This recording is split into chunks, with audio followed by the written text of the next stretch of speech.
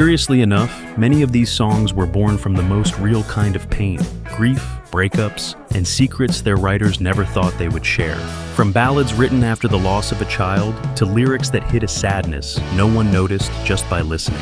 Today, we're going to discover the 10 saddest rock songs in history, with stories very few people know. Let's begin. Number 10, Yesterday by the Beatles. Yesterday was released in 1965. The song appeared on the album Help, the band's fifth studio album. Its story, however, begins a year earlier with a dream. Paul McCartney woke up one night with a complete melody playing in his head, immediately got up, rushed to the piano, and recorded it before he forgot it. I'm not half the man I used to be. He was so convinced that he had heard it somewhere before that he spent nearly a month visiting people in the music business, asking if they recognized the melody. In the meantime, since it still had no lyrics, he sang it with a temporary title that sounds almost comical today, Scrambled Eggs. Oh, yesterday came suddenly. What few people knew until 2024 is much deeper. The lyrics actually hide the memory of his mother, who died when Paul was only 14 years old. Once he corrected the way she spoke in front of her friends, and that embarrassment stayed with him for the rest of his life. Something wrong now I know. In the United States, Yesterday reached number 1 on the Billboard Hot 100 and stayed there for 4 weeks. In the United Kingdom, however, it was never released as a single at the time. The rest of the band feared that such a different ballad would not fit the rock image that fueled Beatlemania. I believe in yesterday. Number 9, Something in the Way by Nirvana. Something in the Way was born in 1991, hidden at the end of the album Nevermind, almost like a secret no one was supposed to notice. Kurt Cobain had already been playing it a year earlier in small bars around Seattle. Recording it almost never happened. The band tried to play it all the way through several times, but the sound never quite came together. Frustrated, Kurt Cobain dropped onto the studio couch and sang it almost without a voice, in a barely audible whisper.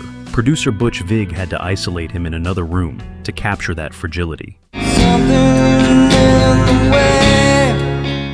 The lyrics describe someone living under a bridge, eating whatever he can find to survive. For years, Kurt Cobain let people believe it was autobiographical, that this was how he had survived in his hometown. The truth was different, but just as painful. He slept at friends' houses and in cardboard boxes after being kicked out of his own home while he was still just a teenager.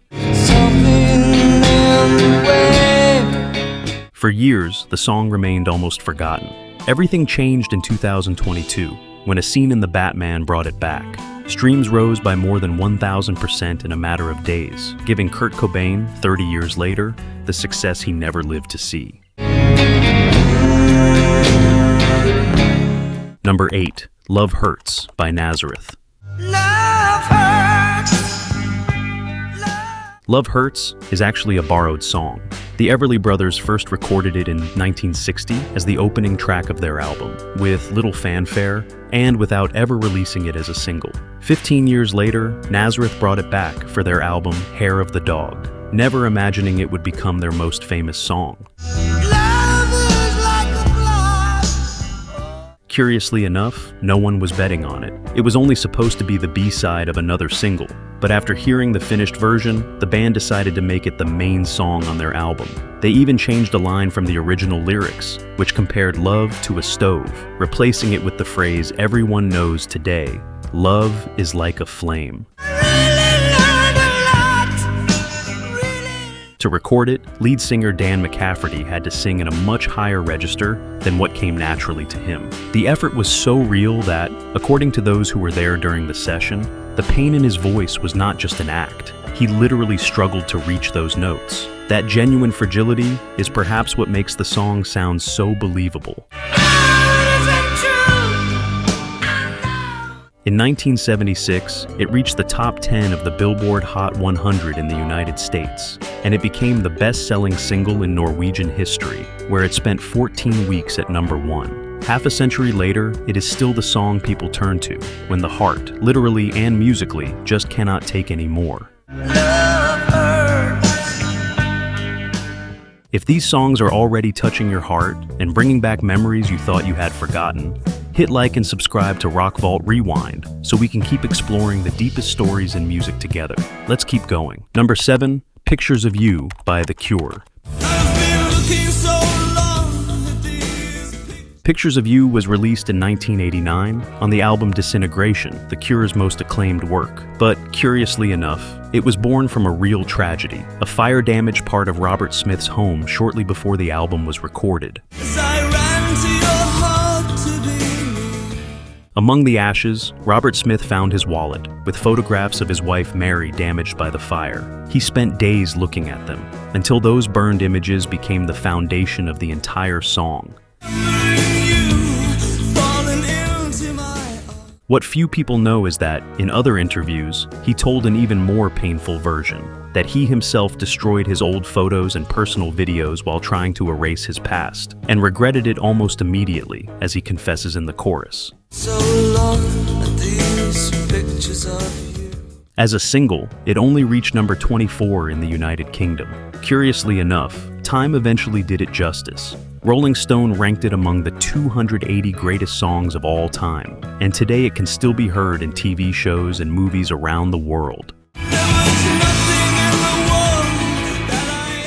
Number 6, Still Loving You by Scorpions. Still Loving You appeared in 1984 on the album Love at First Sting, but the melody had existed long before that. Rudolf Schenker composed it almost 7 years earlier and kept it, never finding the right place for it. Fight! Baby, fight! The lyrics came later, almost by accident. Klaus Meine says he finished them during a walk in the snow, searching for the words to something that sounded like a goodbye, but did not quite want to be one. The song is about a love that is fading away, about pride that built a wall impossible to cross, and the decision to try one more time before giving up. Some believe that, deep down, it also refers to another wall, the one that divided Germany at the time. In France, it became a phenomenon. It sold more than 1 million copies, and, according to the band itself, so many babies were born that year that some parents named their children Sly in honor of the song. In the United States, however, it only reached number 64 on the Billboard chart. Number 5, Everybody Hurts by R.E.M. Everybody Hurts is about those moments when sadness feels so heavy that moving forward seems impossible. The song appeared in 1992 on the album Automatic for the People, and the idea came mainly from the band's drummer, Bill Berry, who wanted to create something simple but deeply human. Everybody hurts. Michael Stipe decided to write one of the most direct lyrics of his career. He did not want difficult metaphors or lines that had to be deciphered. He was thinking especially about teenagers going through moments of despair, which is why every word seems to speak directly to someone who feels completely alone. You think you've had too much. The recording was restrained as well. Bill Berry used a drum machine, and Michael Stipe sang with almost no embellishment, allowing the sadness to build little by little. Then came the strings arranged by Led Zeppelin's John Paul Jones, turning that intimate confession into something much bigger. Everybody hurts. Everybody Hurts reached number 29 on the Billboard Hot 100 and number 7 in the United Kingdom. But its true legacy was never in the charts. Over time, it became a song for those moments when everything seems lost, sad, painful, and at the same time, able to ask you to hold on just a little longer. Number 4, Creep by Radiohead. But I'm a creep. Feeling inferior to someone who seems out of reach can become a quiet kind of pain. That is where Creep comes from, a song shaped by insecurity, obsession, and the feeling of not fitting in. Tom York wrote it years earlier, putting into it some of his own insecurities and that uncomfortable feeling of being out of place. Just like an angel. The lyrics portray a man watching someone he sees as almost perfect, while believing he does not deserve to be near that person. There is no pride or romance, only discomfort, desire, and shattered self-esteem. Tom York turned all of that into a confession that ultimately connected with millions. During the recording, one of the song's most famous details emerged. Johnny Greenwood was not convinced by the track and struck his guitar hard just before the chorus. Those distorted chords shattered the calm and ended up becoming one of the band's most recognizable sounds. Creep reached number 34 on the Billboard Hot 100, and, after its re-release, reached the top 10 in the United Kingdom. Its success was so great that the band grew tired of playing it for years. But for anyone who has ever felt not good enough or out of place, it never lost its power. Number 3, Black by Pearl Jam.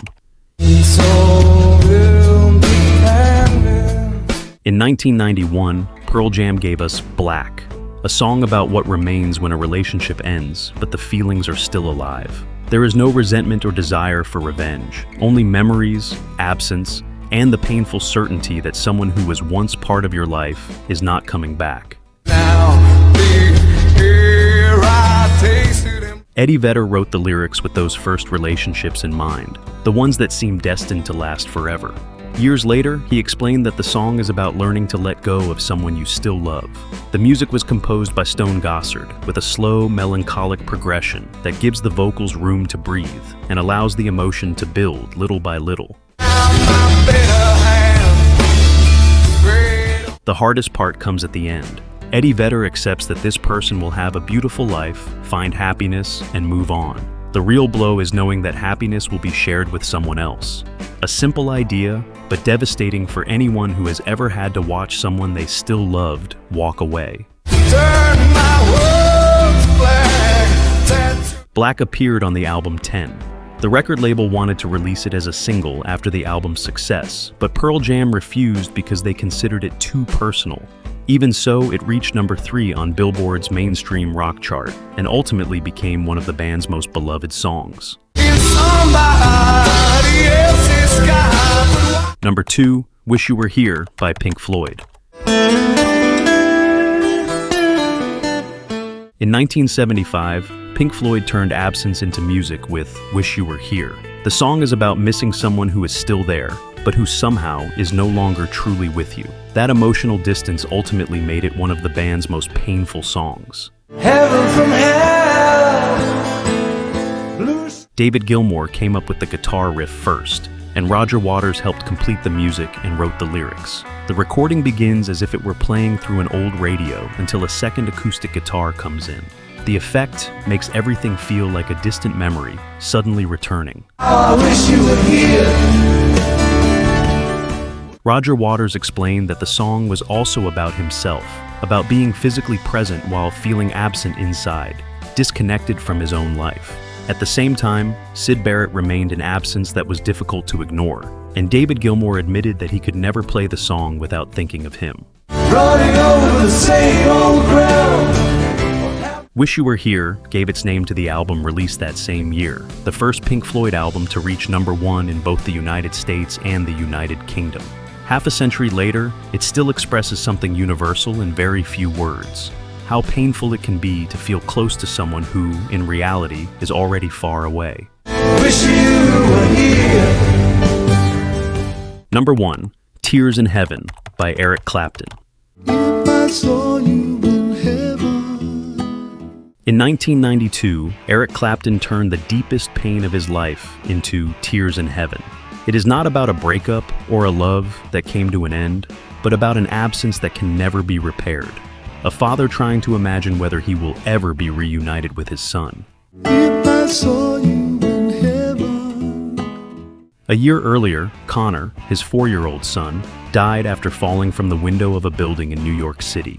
Eric Clapton stepped away for a while and found in the guitar a way to cope with his grief. Little by little, what he could not express in words began to turn into music. Here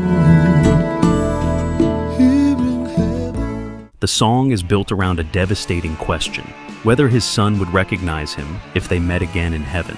Eric Clapton's acoustic guitar and restrained vocals avoid any excess. Everything feels intimate and fragile, almost like a conversation between a father and the son he can no longer hold. If I saw you in heaven. Tears in Heaven reached number 2 on the Billboard Hot 100 and won 3 Grammy Awards, including Song of the Year and Record of the Year. Eric Clapton explained that writing it helped him through that pain. Perhaps that is why it remains one of the saddest songs in rock. It was born from a real loss and went on to accompany millions through their own grief. Here in heaven. And so, these 10 sad songs reminded us that rock also knows how to speak about loss and broken hearts. But the journey does not end here. I'm leaving you with 2 more videos so we can keep reliving the songs, the memories, and the stories that shaped our lives. I'll see you there, my fellow rock friend.